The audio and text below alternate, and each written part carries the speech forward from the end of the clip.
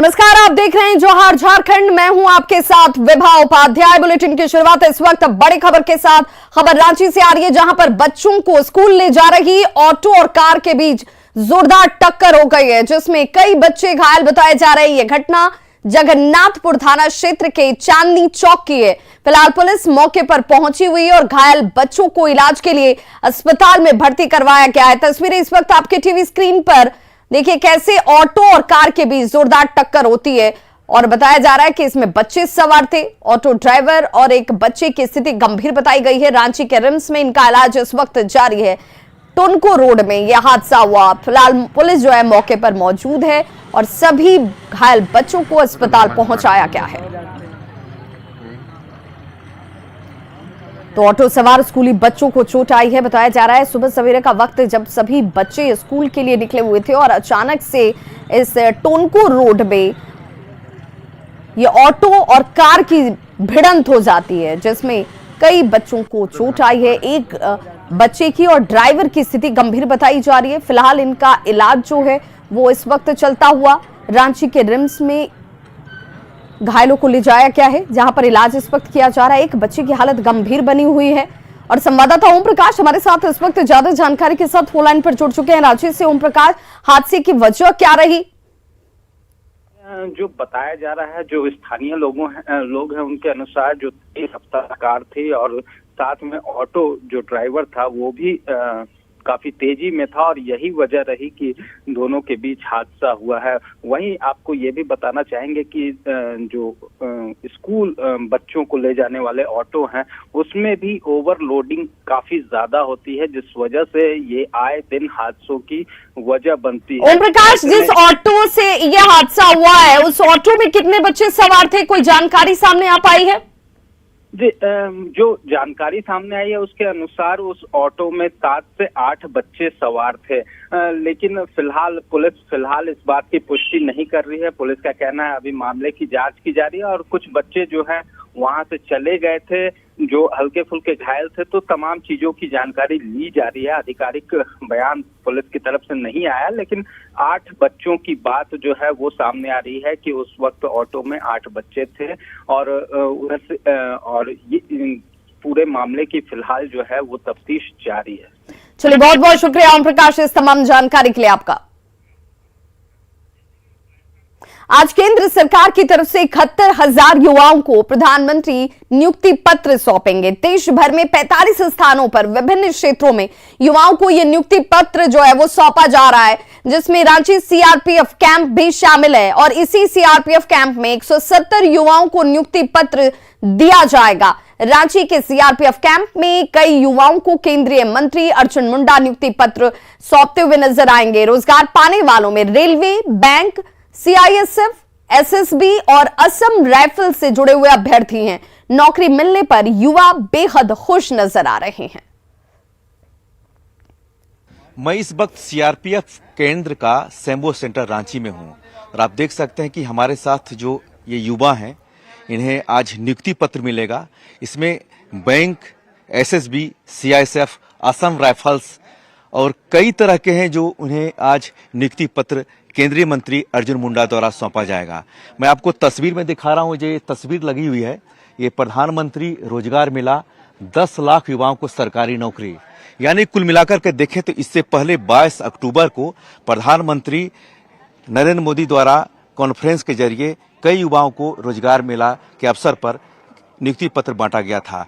लेकिन जो आप तस्वीर में दिखा रहा हूं मैं आपको, यहाँ पर ये सीआरपीएफ का रांची कैंप है और हमारे साथ ऐसे युवा हैं जो अपनी मेहनत से, लगन से, हुनर से दिन रात पढ़ाई कर करके आज इन्हें नियुक्ति पत्र मिल रहा है। बहुत ही खुशी का माहौल है। हम सीधे बात करेंगे। हमारे साथ, आपका क्या नाम है? सर, गौरव डहरिया। गौरव जी हमारे साथ मौजूद हैं और इनसे बात करेंगे। आपको नियुक्ति पत्र आज क्या चीज में मिल रहा है? सर, रेलवे का। कितने साल से आप मेहनत कर रहे थे? सर, 3-4 साल हो गया। 3-4 साल जी। तो आज आपको किस तरह से महसूस होगा जब आपके हाथ में नियुक्ति पत्र, ज्वाइनिंग लेटर, एक सपना होता है युवाओं का, हर युवा का? सर, बहुत अच्छा फील हो रहा है और सभी के आशीर्वाद और मेहनत लगन सभी का है, तो बहुत अच्छा फील हो रहा है इस चीज़ में। आपको कभी ऐसा भी महसूस हुआ होगा कि छोड़ दें, मेहनत ना करें, दूसरी चीज करें? नहीं सर, ये कभी फील नहीं हुआ जी। हमारे साथ और युवा हैं, इनसे बात करेंगे। आपको क्या चीज में आज नियुक्ति पत्र मिल रहा है? Sir ESIC। कितने साल से मेहनत कर रहे थे आप? सर मैं 3 साल से प्रयास कर रहा हूँ। आप कहाँ से हैं? सर मैं धनबाद से हूँ। बाद में इसके बाद फंक्शन की बात कर लीजिए। ठीक है, देखिए ये लोग जा रहे हैं वहां बैठने के लिए और इनके हाथ में नियुक्ति पत्र कुछ देर के बाद केंद्रीय मंत्री अर्जुन मुंडा देंगे। जिस तरह से युवाओं का एक सपना होता है, कई तरह के लोग होते हैं, किन्हीं के ये होता है कि हम देशभक्ति के अंदर हम वर्दी पहने तो कोई रेलवे में जाए, कोई बैंक में जाए। ऐसे युवाओं का आज जिस तरह से मौका मिल रहा है ये ही काबिल तारीफ है। और निश्चित तौर पर प्रधानमंत्री रोजगार को लेकर के जिस तरह से पूरे देश में युवाओं को नियुक्ति पत्र दी जा रही है, उसमें आज CRPF कैंप रांची में भी हैं जिन्हें लगभग 200 से ऊपर युवाओं को आज नियुक्ति पत्र सौंपा जाएगा। कैमरामैन संत के साथ निरंजन सिंह, न्यूज 18 रांची। और बड़ी खबर इस वक्त धनबाद से आ रही है, जहां पर एसीबी की टीम ने लोयाबाद थाने में पदस्थापित ASI को 10,000 रुपए घूस लेते हुए पकड़ा है। एसीबी ये कार्रवाई एक शिकायतकर्ता के शिकायत के बाद करती नजर आई। दरअसल 5 अक्टूबर को कोयला चोर और CISF के बीच झड़प हुआ था, जिसको लेकर ASI पिंटू पर जबरन केस में फंसाने का दबाव डाल रहा था। पिंटू की शिकायत पर एसीबी ने कार्रवाई की और ASI को घूस लेते हुए रंगे हाथों गिरफ्तार कर लिया गया। के पद पर कार्यरत है गारकुंड ब्लॉक में, और उस दिन हमारे प्रखंड कार्यक्रम प्रबंधक महोदय के द्वारा मीटिंग बुलाई गई थी ब्लॉक में। इसमें मीटिंग 12 बजे से हो रही थी। उसमें हम उपस्थित थे बैठक में ब्लॉक में। तो इसी क्रम में फिर आए हम ड्यूटी से घर, तो अगला दिन पेपर में देखे कि ऐसा बात है, और गांव वाला लोग बोला कि ये तुम्हारा नाम दे दिया है, तुम यहीं रहता है, तुम्हारा नाम गया है इसमें। हम बोले हम ड्यूटी में थे तो मेरा रहने से क्या होगा। यही सब घटना हुआ था। लगातार परेशान किया जा रहा था कि तुम्ही को पिंटू बनाकर इस केस में जेल भेजेंगे, तुम 20,000 रुपये दो, 20,000 रिश्वत की मांग थी। तो इसका विधिवत सत्यापन कराया गया और सत्यापन के बाद आज दिनांक 21 से 11/22 को लोयाबाद थाना से ही रंगे हाथ रिश्वत लेते हुए 10,000 रुपये दशरथ प्रसाद साहू को पुआनी को गिरफ्तार किया गया है। तो प्रधानमंत्री नरेंद्र मोदी की तरफ से 71,000 युवाओं को नियुक्ति पत्र आज बांटा जाएगा। रोजगार मेले का आयोजन इसे लेकर 45 जगहों पर देश भर में किया गया है आयोजित, और इस वक्त वीडियो कॉन्फ्रेंसिंग के जरिए सीधे जुड़े हुए हैं प्रधानमंत्री नरेंद्र मोदी। सरकारों की प्राथमिकता से छूट गए थे या फिर उस प्रकार की तवज्जो हासिल न कर पाए जिसके वो हकदार थे। और इस तरह से आपके द्वारा जितने भी जनहित के कार्यक्रम शुरुआत की गई, जितने भी लोक कल्याण के योजनाओं को प्रारंभ किया गया, वो केंद्रित रही युवाओं पर, केंद्रित रही महिलाओं पर, केंद्रित रही समाज के पिछड़े समुदायों पर। और आप ये भी कहते हैं कि आने वाले 25 वर्षों में भारत के युवा की प्रतिभा, उसकी क्षमता, उसकी ऊर्जा सन 2047 के शताब्दी भारत के निर्माण में प्रमुख भूमिका निभाने वाली है। और इसी विचार से कुछ समय पहले आपने ये घोषणा की थी कि आप 10 लाख सरकारी नौकरियां उपलब्ध करवाएंगे, और साथ ही साथ आपने स्टार्टअप मुहिम को बल दे करके अनेकों और ऐसे अवसर उपलब्ध करवाए जिनके माध्यम से युवा अपनी जीविका स्वयं कमा सकें। आज प्रधानमंत्री जी एक बार फिर से ये बात प्रमाणित होती है कि आप जो कहते हैं वो आप करते हैं। आपके आदेश अनुसार DOPT कार्मिक विभाग ने तीव्र गति से इस प्रक्रिया को आगे बढ़ाया और 22 अक्टूबर को इन 10 लाख नौकरियों की पहली किश्त आपके द्वारा 75,000 नियुक्ति पत्र जारी करके शुरू कर दी गई। और उस दिन हमने आपको ये वचन दिया था कि हम बहुत जल्द आपके सामने फिर उपस्थित होंगे अगली किश्त लेकर के, अगली सूची लेकर के। और आज जब आप बटन दबाएंगे तो एक साथ 71,000 नियुक्ति पत्र जारी होंगे, जिसके लाभार्थी देश के भिन्न भिन्न राज्यों एवं केंद्र शासित प्रदेशों में फैले हुए हैं। और साथ ही साथ इस कार्यक्रम में देश के 45 भिन्न भिन्न स्थान जुड़े हुए हैं। आज के कार्यक्रम की यह भी एक विशेषता है कि आपके हाथों से मिशन कर्मयोगी प्रारंभ नाम के मॉड्यूल का विमोचन होगा, जो इन नव नियुक्त कर्मचारियों अधिकारियों को प्रशिक्षण एवं ओरिएंटेशन देने का कार्य करेगा। बहुत बात न करते हुए मैं अपनी बात केवल ये कहकर के समाप्त करता हूं कि हम बहुत जल्द फिर से आपके सामने उपस्थित होंगे, अगली किश्त के साथ, अगले नियुक्ति पत्रों के साथ, और इसी प्रकार इसी तरह ये सिलसिला जारी रहेगा। एक बार पुनः आपका बहुत बहुत धन्यवाद, आपने बहुमूल्य समय हमें दिया। धन्यवाद माननीय मंत्री जी। नवनियुक्त कर्मयोगियों की राष्ट्र सेवा में समर्पण का आज भव्य प्रारंभ हो रहा है। इन नवनियुक्तों को अपने कर्तव्यों से परिचय तथा उसे निभाने में सक्षम बनाने हेतु विशेष ट्रेनिंग मॉड्यूल तैयार किए गए हैं। मैं परम आदरणीय प्रधानमंत्री जी से अनुरोध करती हूं कि वे बटन दबाकर कर्मयोगी प्रारंभ ऑनलाइन ट्रेनिंग मॉड्यूल का विमोचन करें।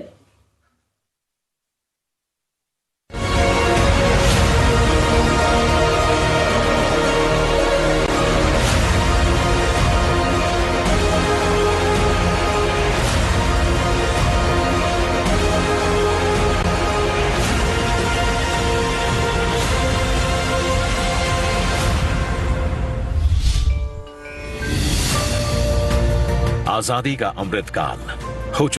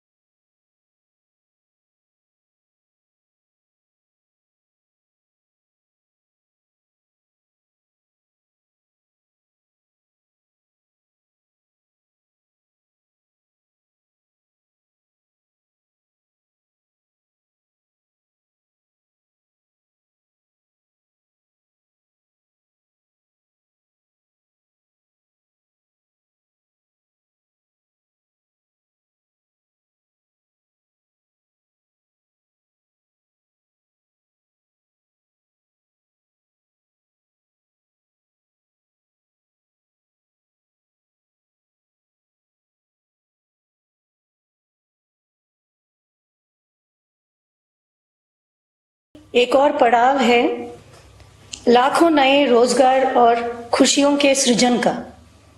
प्रस्तुत है सृजन के इसी उत्साह को दर्शाते रोजगार मेले पर एक लघु फिल्म।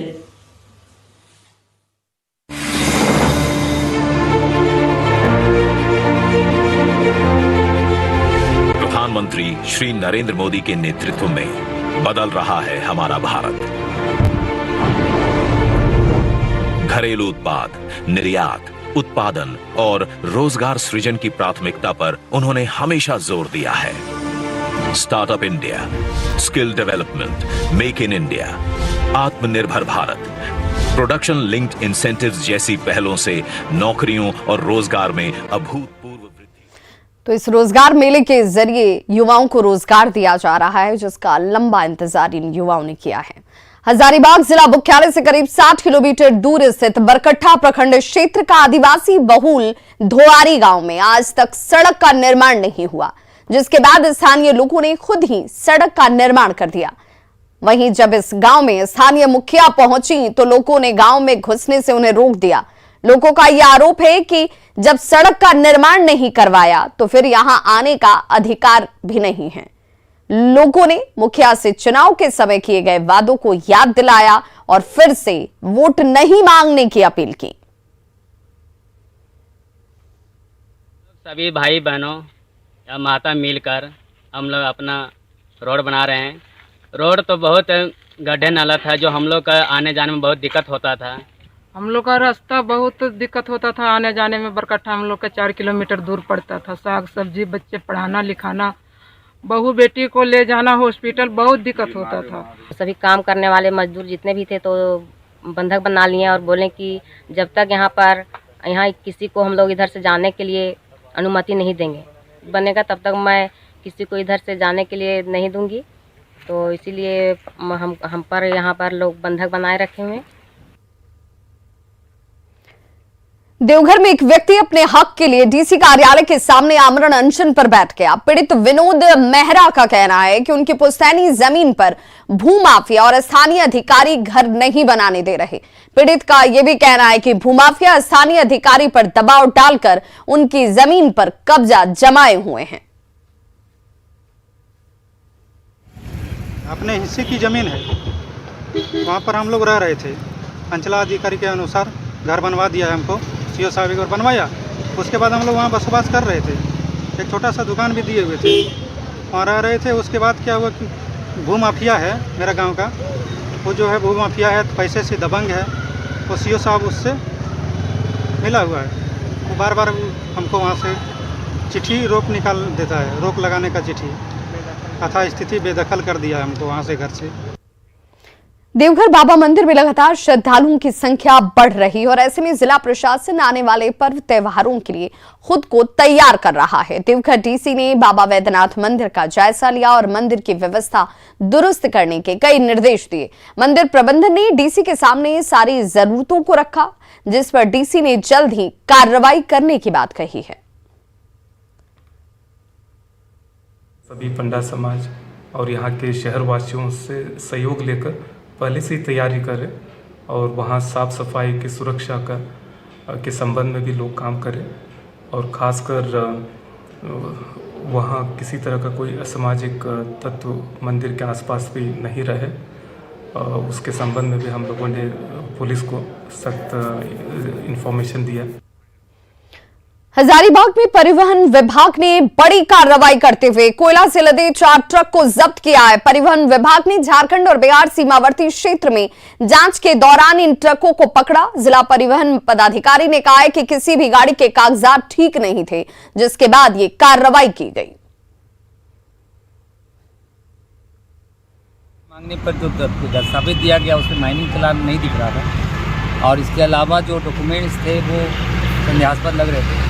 तो हमने उनको अपना ट्रांसपोर्ट डिपार्टमेंट का जो सेक्शन है वायलेशन, उसके अनुसार से सीज करते हुए हमने माइनिंग अफसर को, डिस्ट्रिक्ट माइनिंग ऑफिसर्स को लिखा है।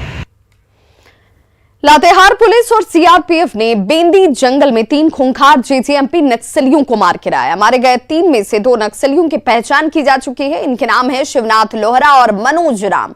घटनास्थल से 2 इंसास राइफल और एक एसएलआर बरामद की गई। ये सभी हथियार पुलिस से लूटे हुए हथियार थे। बेंदी जंगल में जेजेएमपी सरगना पप्पू लोहरा का दस्ता किसी बड़ी वारदात को अंजाम देने के लिए इकट्ठा हुआ था। गुप्त सूचना के आधार पर सुरक्षा बलों ने यहां पर छापेमारी की कार्रवाई की और नक्सलियों ने इस दौरान फायरिंग शुरू कर दी। लातेहार पुलिस ने भी जवाबी कार्रवाई की और इसी दौरान 3 जेजेएमपी नक्सली मारे जाते हैं, जबकि कई नक्सली यहां से भाग खड़े हुए। उनकी गिरफ्तारी के लिए सुरक्षा बलों के जवान चप्पे चप्पे पर इस वक्त छापेमारी कर रहे हैं। 3 अभी तक जो हम लोग को पता चला है, 3 लोग मारे गए हैं, 3 उग्रवादी मारे गए हैं और 2 इंसास और 1 SLR हम लोग को घटनास्थल पे अभी मिला है। बट अभी सर्च अभियान जारी है। मुझे लगता है कि इसी एरिया में अभी और भी कुछ छुपे हो सकते हैं और उसी में पीछा करते हुए ये एनकाउंटर हुआ है। क्या सर सफलता मिली? और देख रहे हैं 3 डेड बॉडी है, कोई पहचान हो पाएगी अभी देखते हैं हम। तो खबरों का सिलसिला लगातार जारी है। आप देखते रहिए न्यूज़ 18 बिहार झारखंड। यहां खबरों का सिलसिला कभी नहीं थमता।